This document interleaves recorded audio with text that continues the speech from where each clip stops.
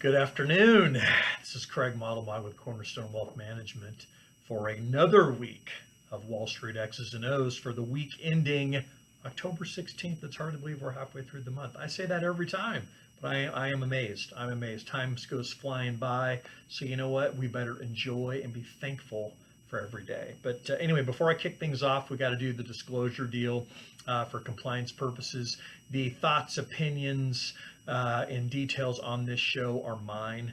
None of the information is a solicitation to buy and or sell anything. Investments can and will lose money, and they are not FDIC insured. And without further ado, we got a great show today. We're going to kick things off with things that make you go, there's a song that I'm not going to sing it for you. I've sang on my show before.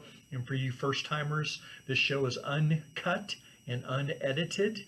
And within about 30 to 60 seconds, you'll see that is legit, because sometimes it's just bad. But it's all good in the midst of bad. I don't know how to explain that. We're going to talk unemployment numbers because we have to, because it continues to be a center focal point of the economy and what's going on. I'm going to call it the undercurrent. I'm going to also hit on COVID. Not that we don't ever hear about COVID. I know my daughter said she looks for the day when we don't have to say or hear the word COVID during the day. Well, that is not today, sweetie. And then we're going to talk election news. And you're probably thinking, holy crap, Craig is going there. I'm going there.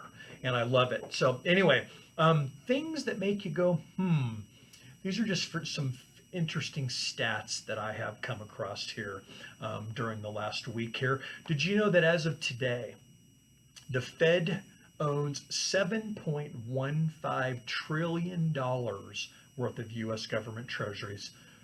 When you look at next fact here, when you look at a country, they always look at deficit as a percentage of GDP, meaning what kind of debt is a company carrying as a percentage of its gross domestic productivity? For example, a country that is a stinking train wreck at the moment is Spain. Their debt to GDP currently is 12%.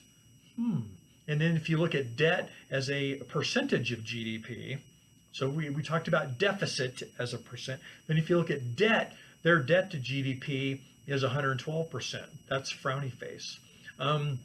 Here's what's interesting. The Congressional Budget Office, the CBO, projects by the end of 2020, you know what the U.S.'s deficit as a percent of GDP is going to be? And remember, as I said, anything greater than 10% has the potential to be a train wreck. You know what ours is going to be? 16%. Nice job. That's all I can say. That will be the largest since 1945. What was going on in 1945 for you history buffs? World War II. Moving on, default rates. Default rates are up 12.5% year to date, which means companies that are defaulting on their debt. Bad. Very, very bad. Through October, and again, we're the 16th, there have been 19 Chapter 11 bankruptcy filings, which these are the big boys filing for Chapter 11. In July of this year, there were 31. The worst month in recent history was during the financial crisis in March of 2009. You know how many? 33. I'm going to do the proverbial Johnny Carson chuck the card on that one. So anyway, moving on. We had to hit unemployment. Unemployment numbers continue to be challenging and can be continuing to report how challenging and how bad it is out there. We're going to talk PEUC claims. What are PEUC? Well, it is the Pandemic Emergency Unemployment Compensation Program. This was created under the CARES Act of 2020, which basically provides an extension of regular unemployment benefits. For those of you that are first timers, unemployment benefits last how long? 26 weeks. This is going to extend that for an additional 13 weeks. All right. So that's something that put into place. All the states slowly signed up for it. And unfortunately, over the last 3 months, we have seen this number increase by 1.1 million. So for the week over week, ending September 25th, We had PEUC claims rise by 2.778 million. That's a buttload. Initial claims went up again, 898,000 brand new initial unemployment claims. If you look at continuing jobless claims, it decreased from 11.183 million last week to 10.081 million. Now you think, oh wow, that's an improvement. No, remember what I said about the unemployment benefits dropping off after 26 weeks? We are at 30 weeks. So each week you're going to see that number get better. You're seeing, oh, unemployment improved for the week. Well, that's total BS because, yeah, you've got people dropping off the system, okay? Dropping off the system, literally. Here's the big one. Total unemployment benefit recipients for the week ticked down barely. Last week was 25.506 million. This week you have 25.290. What does that mean? There are a lot of stinking people that are unemployed. You have lots of people hurting. We got the government right now that can't figure out how to work a deal. They can't figure out how big, how small, who's going to get it, who's not. If I had to make a call, there's a chance this may not happen pre-election. And this may be something that gets pushed out a little bit longer, which is really sad because there's a lot of people hurting and need this. Okay. Let's move on to COVID here. This is some good stuff. You guys are going to like this. There's four main vaccine focused companies out there that I'm really going to talk about. And granted, there are more that are striving to create one, but these are the four main ones. We have Pfizer in the BioNTech joint venture. We have Moderna. We have AstraZeneca. Say that on a Friday afternoon. I'm not going to say it because who knows what will happen. My tongue might get tied and I may keel over or something. And the last one's J&J. The last true, AstraZeneca. So you had to open your mouth when you say that word. I didn't have my mouth opened up wide enough the first time. That's why it was about a train wreck. But AstraZeneca and also J&J, both are struggling. They're not doing a traditional type of vaccine. I don't understand the lingo and all that stuff, so I'm not going there. It's not going well, okay? They both paused, which means, whoops, not going well. Here's two that are. In 2 weeks, we're going to have an actual, probably numbers that are positive for phase 3 from Pfizer BioNTech. Okay, 2 weeks. And this is not a Trump bash. This is not actually a Trump pump. But if you remember a couple weeks ago when President Trump was saying that he was going to have, or that we were going to have a vaccine done pre-election, well, you know what? We're probably going to have two. So, interesting. So again, Pfizer, BioNTech, we're probably going to have numbers out here in 2 weeks, of which we could literally have a vaccine in place being distributed by the end of November. That's kind of a time frame. The other one is Moderna. So 3 weeks after that, so in 5 weeks from now, Moderna is most likely going to report their numbers. And from everything that's coming out right now, things are also very promising on their numbers and their trial. Both of these are very traditional vaccines. Remember, they're putting something into our bodies that helps us create these antibodies and immunities that build up. So when we encounter these in the real world down the road, we're able to fight it. It's going to be very traditional. That's why these are going well, which is positive to see. Here's what's interesting, though. I think that, and I shouldn't say I think, but from what I read and understand, when you look at vaccines, you look at people taking them, they're saying that roughly 35 to 40% of the population is probably only going to get this. The question becomes, because this has been so fast and rushed, you got perceptions that it may not be safe. I'm going to say that I trust these companies personally, and that they would not want to put anything out there that they really don't feel confident in. Call me kooky. That's just what I think, okay? That's what I believe. The problem is this. In any given year, from a flu vaccine standpoint, not everyone gets it, nor does it work all the time. So I think there's too much being put on the vaccine. What I'm more excited about is some of these other countries that are producing these kind of I'll call it a very interesting cocktail that when you contract it, they're able to give it to you that helps you build up immune support to battle it. And they're really seeing really positive things there. I think that's a bigger deal than the vaccine in many cases, because the vaccine is something not everyone is going to get, and it's not going to, just like the flu vaccine, there's a possibility that as this thing morphs, which most likely it can and will and has, that we're going to be faced with similar things that we do in cold and flu season, which is even though you get it, sometimes even though you get the shot still, sometimes you still get sick. But anyway, still positives, all right? These are good things that are happening, and that's why I wanted to report that, because we haven't seen a lot of positive around the vaccine front. Next thing is election. I'm going to hit this thing here. The way I see it, there are three possible outcomes. One is going to be what they call the blue wave. This was the narrative that came out a couple weeks ago, which is the Democrats taking over the world, essentially. Presidency, Senate, Congress, everything flips and Democrats take over everything. Okay, that's option one.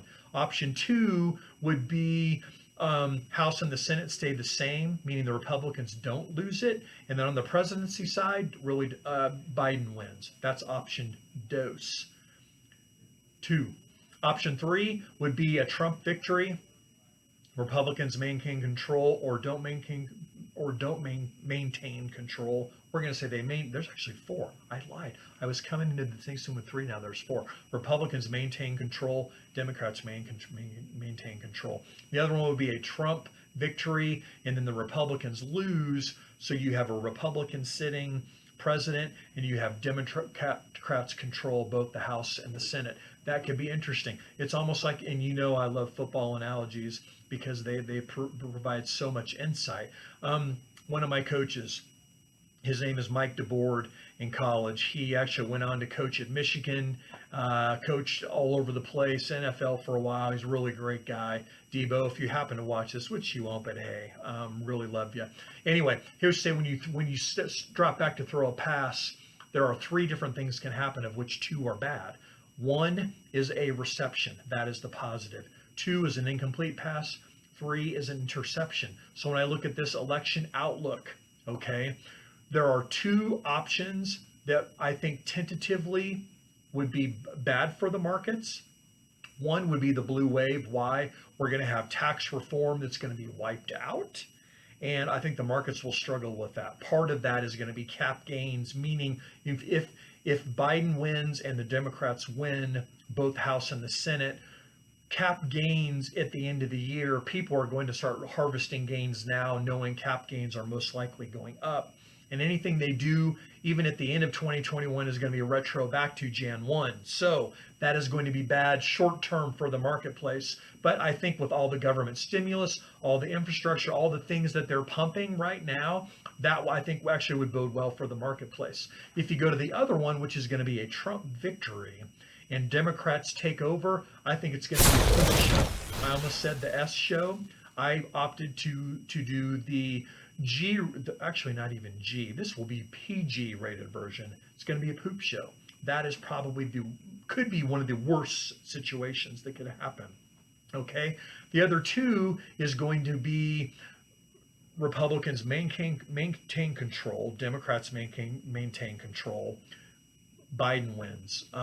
If that happens, Biden has no way of getting in and changing tax because he needs both parties to agree. That's not going to happen. So taxes remain the same. I think then you go into stimulus continued, you go into infrastructure, and all the things they're going to be. They're going to do a lot of tax and spend.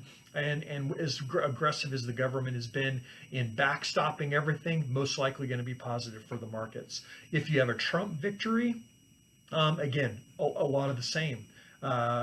You've got Republicans holding their place. You have Democrats holding their place. It's going to be a lot of the same right now. It's really going to shift to, again, government stimulus and probably more potential tax reform in that type of scenario. So we've kind of got four potential outcomes, two relatively negative, on the short run, don't get me wrong, I'm not saying here the sky is going to fall, because it won't, okay? So for you diehard Republicans that think if Democrats come in and sweep, the world is ending, it's not, okay? On the flip side, for you Republicans, if you think the same thing on the reverse of that, the world is not going to end, people. I am telling you that. There are some paths that will produce greater prosperity than others. But you know what? To me, I've got confidence in the United States. I have confidence in corporate America that we're going to figure this out. My anticipation is Q4, we're going to see a contraction. I think that probably heads into Q1 of 2021. And I think that towards the end of Q2 2021, going into the end of the year, I think we probably see an upswing and things start taking off. Depending on what happens, it could tee that up sooner than later. Right now for Q4, I'm a little nervous because we're either going to see stagflation, which a quick review, which means growth decelerating and inflation accelerating, or we are going to see contraction, which is growth decelerating and inflation decelerating. Right now, it's leaning pretty much 50-50 from a probability standpoint. So from a standpoint of portfolios, really not doing much at this time, really watching and waiting. Okay, I have reduced tech exposure because tech is starting to show signs of being tired. So it's high quality US, mainly focused on core and high quality dividend. Zero small cap exposure. On the international front, it is zero developed market exposure because they're all garbage right now. But it is EM exposure with an overweight in China. Yeah, I know China's interesting, but right now China's in a growth accelerating and inflation decelerating type of world, and their market is going to be strong for the next couple quarters. So that's how we're set up right now. On the bond side, I have lowered exposure on the tip side. We own high quality US government long-term treasuries, high quality US government short-term treasuries, a little bit of a scattering of high quality US corporate debt, both long and short. So I'm kind of barbell in this thing. Long in, short in, high quality treasury, corporate. Okay, we have no gold exposure. We have no commodity exposure. Why? Dollar has been strengthening. I'm out. We took our gains and ran, and now we're waiting and being patient. So anyway, I always love seeing you guys. It's been a great week. I want you guys to enjoy your weekend, and it is always good to see you. And for the week ending October 16th, this is Craig Modelmog for Wall Street X's and O's, and I am